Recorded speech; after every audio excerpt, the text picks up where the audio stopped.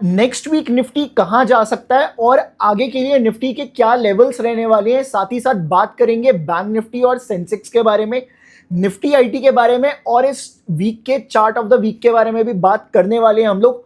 उससे पहले एक इंपॉर्टेंट न्यूज देख लेते हैं जो कि नेक्स्ट वीक मार्केट को पूरा तहस नहस कर सकती है। देखिएगा, इस जिस तरह से यूएसएस अब्राहम लिंकन है ना, अभी वो ईरान के वाटर्स में आया था और वहां पे आके काफी ज्यादा अटैक में भी सपोर्ट किया।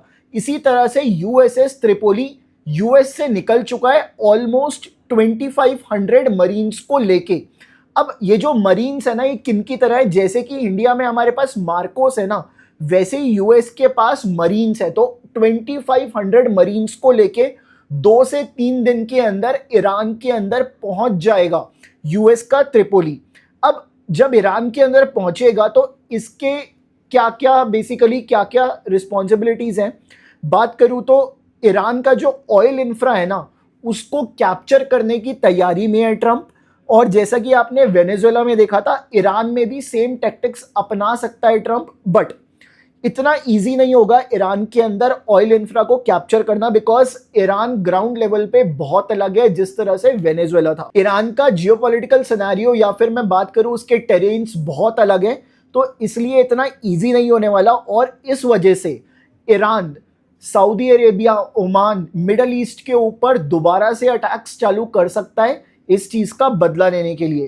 तो सऊदी अरेबिया ने भी वार्निंग दी है कि अगर यूएस ऐसा करता है तो ऑयल के जो प्राइसेस है वो $150 से $180 तक जा सकते हैं और इस केस के अंदर मार्केट में एक बहुत बड़ा फॉल देखने को मिल सकता है। तो उसी को एनालाइज करते हैं अब हम। देखिएगा, इस निफ्टी में हम लोग काफी टाइम से बात कर रहे हैं कि निफ्टी ना एक चैनल में चल रहा था, एक ट्राइंगल टाइप चैनल में चल रहा था, जिसका ब्रेकडाउन आने पे निफ्टी में हमें काफी ज्यादा दिक्कत देखने को मिली है। सो ऐसा ही देखने को मिला है अभी हमें इस वीक भी। मार्केट अगेन ऊपर के लेवल पे जाता है, वापस नीचे आ जाता है, ऊपर जाता है, वापस नीचे आ जाता है। तो इस तरह से हमें निफ्टी के अंदर पैटर्न देखने को मिल रहा था। सो अगर आप लोग अभी चेक करें निफ्टी के अंदर, जितनी भी मैंने व्हाइट लाइंस लगाई हैं, ये सारी की सारी लिक्विडिटी स्वीप को दिखाती है। सो अभी निफ्टी में लिक्विडिटी स्वीप रिसेंटली हुआ था 24 मार्च 2025 के अंदर। उसके बाद निफ्टी ने 7 अप्रैल को अपना लो लगाने के बाद 26,250 तक की रैली दिखाई थी। अब उस बीच में निफ्टी के अंदर एक नीचे के लिए भी स्वीप आया है जो कि था 8 दिसंबर वाले वीक के अंदर। सो इस वीक में स्वीप करने के बाद निफ्टी ने एक नया हाई लगाया और वहां से लगातार निफ्टी गिर रहा है। सो ऐसा होना ही था बेसिकली, इस प्राइस के नीचे जब भी निफ्टी निकलेगा निफ्टी को गिरना ही था इस स्वीप करने के बाद। सो अब टेक्निकली अगर मैं बात करूं तो निफ्टी हमें अगेन 22,000 के आसपास आता हुआ दिख रहा है। जहां से इसने अपनी रैली स्टार्ट करी थी ना, उसी रैली के आसपास आता हुआ निफ्टी अब हमें दिख सकता है। सो अब अगर मैं पैटर्न की बात करूं, कैंडलस्टिक पैटर्न की बात करूं, सो यहां पे क्लासिक मॉर्निंग स्टार पैटर्न बनता हुआ दिख सकता है।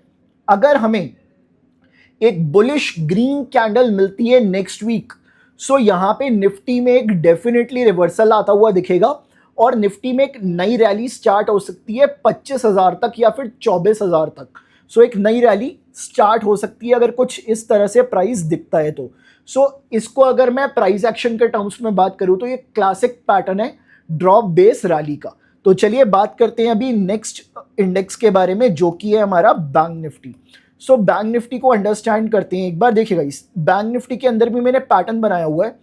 इसने एक तरह से कप पैटर्न बनाने के बाद, कप एंड हैंडल बनाने के बाद अपना टारगेट तो पूरा किया, बट उसके बाद लगातार गिरता हुआ जा रहा है और इसने कप का लो भी तोड़ दिया इस वीक के अंदर। सो यहाँ पे थोड़ी बेरिशनेस आती हुई दिख रही है, बट अगेन जिस तरह का ये पैटर्न है, हैमर टाइप पैटर्न है, नीचे ये इन्वर्टेड हैमर टाइप पैटर्न है। तो यहाँ पे हमें एक रिवर्सल आता हुआ दिख सकता है और अगर कोई भी स्ट्रॉन्ग बुलिश कैंडल आती है तो यहां से हमें एक नई रैली चालू होते हुए दिख सकती है बैंक निफ्टी के अंदर। सो ये तो रहा बैंक निफ्टी का एनालिसिस। बात करते हैं नेक्स्ट इंडेक्स सेंसेक्स के बारे में। सो सेंसेक्स कैसा रहा, देखिएगा, इस सेंसेक्स के अंदर ना अगर मैं ट्रेंड मार्किंग करूं तो सेंसेक्स लगातार एक अप ट्रेंड में चल रहा था, बहुत स्मूथली चल रहा था। बट अगर मैं लास्ट के 2 हायर लोस को कनेक्ट करता हूं ना, तो सेंसेक्स अपना ब्रेकडाउन 5 जनवरी 2026 के वीक में दे चुका था।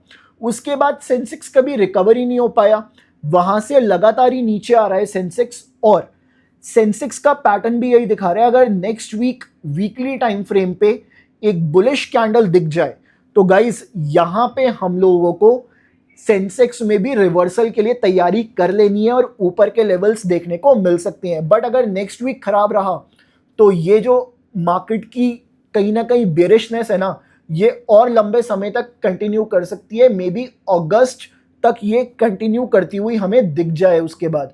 तो चलिए अभी हम लोग बात करते हैं आईटी सेक्टर के बारे में। तो सीएनएक्स आईटी को एक बार चेक कर लेते हैं क्या कहता है आईटी सेक्टर। देखिए गाइस, आईटी के अंदर हमने देखा था वीकली टाइम फ्रेम पे या डेली टाइम फ्रेम पे एक हेड एंड शोल्डर्स का पैटर्न बन रहा है। सो लेफ्ट शोल्डर हेड और राइट शोल्डर मैंने आपके सामने बनाया हुआ है। इस बेस के नीचे पिछले वीक क्लोजिंग आई थी। देखिए गाइस, अगर निफ्टी आईटी को रिवर्स करना है तो उसे अब कमिंग वीक में ही रिवर्स करना होगा, अदरवाइज उसके बाद मेरे को चांसेस नहीं लग रहे हैं इसके रिवर्स करने के। अगर कमिंग वीक में निफ्टी आईटी रिवर्स करता है तो पूरा निफ्टी, बात करूं निफ्टी बैंक, हमें सारी चीजें रिवर्स करती हुई कहीं ना कहीं दिख जाएंगी। तो अगर आईटी में कोई भी स्ट्रेंथ आती है तो मेरे को ऐसा लगता है वो सारे सेक्टर्स को ऊपर की तरफ खींच सकती है। तो आईटी में अगर 32,000 के ऊपर क्लोजिंग मिल जाए नेक्स्ट वीक तो बहुत ही बढ़िया है। बट अगर कोई अच्छी बुलिश कैंडल भी दिख जाए ना, तब भी हमारे लिए वो एक रिवर्सल का साइन हो सकता है। सो ये तो रही आईटी की बात। बात करते हैं गाइस अब हम लोग चार्ट ऑफ द वीक के बारे में। तो हम लोग बात करेंगे पेट्रोनेट एलएनजी के बारे में। सो पेट्रोनेट एलएनजी जैसा कि आपको पता है एक एनर्जी सप्लायर है। अब ये जब सप्लाई कर रहा है तो इसको मार्जिन्स का घाटा हो रहा है क्योंकि इस टाइम प्राइसेस बहुत बढ़े हुए हैं। तो इस वजह से इस वीक के अंदर एलएनजी के अंदर भी काफी बड़ी गिरावट देखने को मिली है और इस वीक का टॉप लूजर रहा है ये। तो इस चार्ट ऑफ द वीक में जब आप चेक करेंगे, ये मैंने एक लाइन मार्क करी है, जब मैं इसको आगे की तरफ एक्सटेंड करूंगा तो इस लाइन को अप्रोच कर रहा है। और ऊपर से जो मैंने एक ट्रेंड लाइन मार्क करी है, अगर ये इस लाइन को ब्रेक करता है तो नेक्स्ट ये वाला इसके पास सपोर्ट हो सकता है। तो गाइज एक बार आप डिस्क्लेमर जरूर पढ़ लेना, डायरेक्टली चार्ट्स को ट्रेड मत करना, आपको पहले एक प्रॉपर एडवाइजरी की जरूरत है। या फिर आप क्या कर सकते हो, सिंपली मल्टीफाई से कनेक्ट हो सकते हो। यहाँ पे मैंने नंबर दिया हुआ है, जाके एक बार आप मेरे को व्हाट्सएप कर दो, मैं आपसे डायरेक्टली कनेक्ट कर दूंगा और 24 घंटे के अंदर हमारी टीम भी आपसे कनेक्ट हो जाएगी। तो गाइज हम लोग मिलते हैं हम नेक्स्ट वीक के अंदर, सेम एनालिसिस को लेके आएंगे, देखेंगे नेक्स्ट वीक का चार्ट ऑफ द वीक कौन सा होता है। और आप लोग क्या कीजिए, चैनल को सब्सक्राइब कर दीजिए, बिकॉज सिर्फ एनालिसिस नहीं, बहुत सारी एजुकेशनल चीज़ें भी आती है इस चैनल के ऊपर। तो आप इस चैनल को थोड़ा आगे बढ़ाइए, सब्सक्राइब कीजिए, लाइक कीजिए इस वीडियो को और कमेंट करके बताइए आपको क्या ये कंटेंट पसंद आ रहा है, जैसे कि राजेश जी ने लास्ट वीडियो के अंदर बताया था। मिलता हूं मैं आपसे नेक्स्ट एनालिसिस के अंदर।